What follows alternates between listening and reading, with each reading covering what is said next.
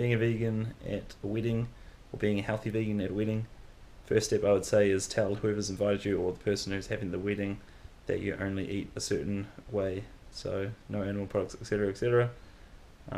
If they've invited you, then they probably already know about that. But just saying, can I please have something, or can the caterers be notified that I only eat this or that, will mean that you won't be just sitting there while everyone else is eating. If you choose to be like me and eat with other people that are eating meat at the dinner table, which is what I've just done over the past weekend, then it means that you're not sitting there by yourself looking at a blank plate.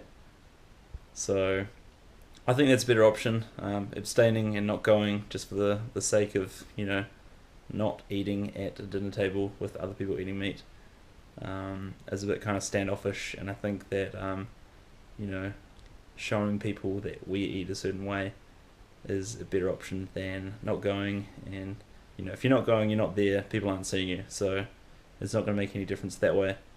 And as far as alcohol is concerned, I live in New Zealand and people drink a lot of alcohol. That's just the way it is. I just had water and juice, so everyone has champagne when people are doing speeches, etc., etc. And I just filled my champagne flute with water.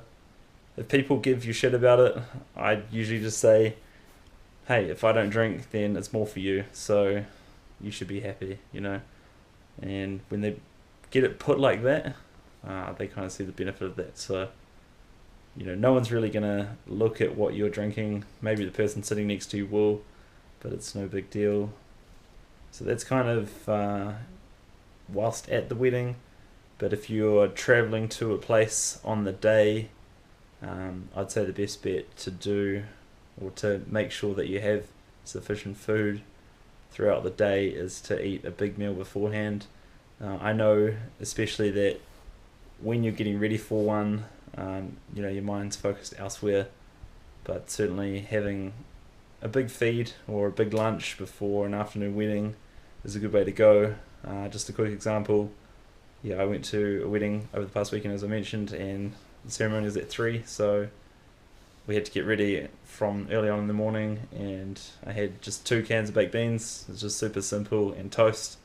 So, not super fancy or anything special, but it meant that I was pretty well filled for a good few hours, and it means that you're not, just starving for food whilst all the goings on are happening. If the caterers won't accommodate to you, and if the person who has invited you or the person whose wedding it is has said that there's no vegan options, then I would, and I haven't had to do this myself, but I would make food and just give it to the caterers and say, can you bring this out and give it to me? Because if you're sitting there with nothing on your plate, everyone's going to stare at you, and a lot of people are going to ask you what the hell's going wrong, why aren't you eating, and all that kind of thing. So if they won't make any food for you, then just do that, just make yourself a nice big feed, chuck it in a container that you can transport it with, and give it to the caterers so that you don't look out of place. Because